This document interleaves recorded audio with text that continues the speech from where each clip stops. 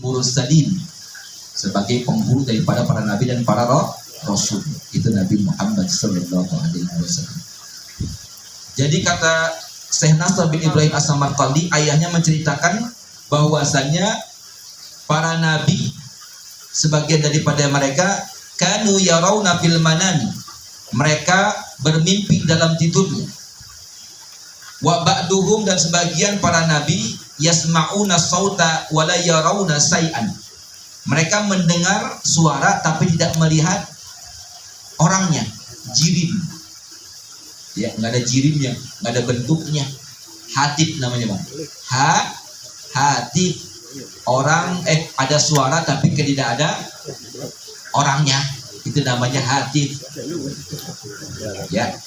Kalau kita makarang di telepon, Bang, ya. Telepon kalau ada orang tapi suaranya ada. Nah, kayak bukan ada. Jadi sebagian para nabi mereka mendengar suara tapi tidak ada orangnya. Wa kana nabiyyun minal anbiya'i mimman yara fil manan, dan ada salah seorang nabi di mana dia bermimpi dalam mimpinya tersebut, dalam tidurnya. Ra'a dzata lailatin fil manami, dia melihat suatu malam dalam mimpinya. Di mana dalam mimpinya itu qila lahu, dikatakan kepada si nabi tersebut, idza asbahta fa awwalu shay'in yastaqbiluka faqul. Kata orang yang mengatakan dalam mimpinya tersebut berkata kepada Nabi, idza asbahta, apabila engkau sudah masuk ke dalam waktu pagi, fa awwalu shay'in yastaqbiluka faqulhu, maka hal pertama yang disodorkan kepadamu, maka makankan. Makan sesuatu yang pertama kali engkau hadapi, ya, yang disuguhkan pertama kali, maka makan. Wasani, dan yang kedua, uktubhu, rahasiakanlah. Ini masih umum nih bahasanya. Yang kedua, apabila engkau dihadapkan oleh sesuatu, maka sembunyikanlah. Wasalisu, dan yang ketiga, akbilhu, apabila engkau menghadapi sesuatu yang ketiga, maka terimalah, alias hadapilah. Warabi'u, adapun yang keempat, la yu'ayyisuhu, apabila engkau berhadapan dengan sesuatu, maka jangan engkau putuskan sesuatu tersebut.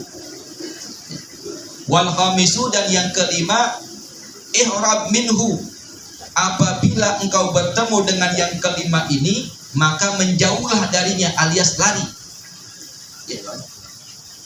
Jadi 5 ini yang menjadi hal yang ditanyakan, yang dikatakan kepada Nabi dalam mimpinya.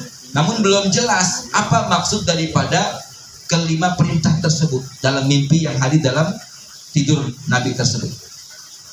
Falamma asbaha, maka tatkala datang waktu pagi, awwalu shay'in istaqbalahu, hal pertama yang dia jumpai adalah jabalun aswadun azimun. Jadi pertama kali yang dia hadapi pada saat pagi hari adalah sebuah gunung yang berwarna hitam dan besar sekali, ya, gunung hitam dan besar. Ini mah gunung beneran, ini mah bukan gunung kiasan, ya, awas. Gunung berwarna hitam dan besar. Kemudian setelah beliau melihat bahwasannya pertama kali yang dia hadapi adalah bongkah gunung yang berwarna hitam dan besar, fawaqafa wa tahayyara, dia tertegun dan bingung. Kan tadi dalam mimpi katanya hal pertama kali yang engkau hadapi pada saat engkau bangun di pagi hari, maka makanlah. Masa iya sukilokan makan gunung segede gini, gitu ya. Berarti kan awal pertama dia harus dimakan katanya. Bingung. Waqala, dan berkata ini si Nabi, amarani rabbi an akilu hadza, semalam dalam mimpiku Tuhanku memerintahkan kepadaku untuk memakan ini, karena ini yang datang pertama kali, dan ini yang adalah yang pertama kali aku hadapi pada saat aku bangun. Masa iya, katanya gitu. Bahasanya mah ilokan, nelek apa? Nelek ke gunung gitu. Kayak si buta gitu ya. Akhirnya summa raja'a ila nafsihi, dia pun berpikir dalam dirinya. Waqala, dan berkata, inna rabbi la ya'muruni bima la atiku, Tuhanku tidak mungkin memerintahkan sesuatu yang aku tidak mampu untuk melaksanakannya. Kata Nabi nih, ya, tidak mungkin Allah memerintahkan sesuatu kepadaku, kata Nabi, selain daripada sesuatu yang aku mampu. Sedangkan ini gunung, ya, gitu. Falamma azima ala aklihi, maka tatkala Nabi itu berkeinginan untuk memakan itu gunung, wa masa ilaihi, dan berjalan menuju itu gunung, liyakulahu, untuk memakannya. Falamma dana minhu saggara dzalikal jabalu, maka tatkala itu Nabi mendekati gunung tersebut, maka tiba-tiba gunung tersebut mengecil. Kalau kita masa sekarang melihat gunung dari jauh kecil, dideketin gede. Kalau ini beda, dideketin gede, dijauhin gede, dideketin kecil, maksudnya gitu. Kebalikan ya.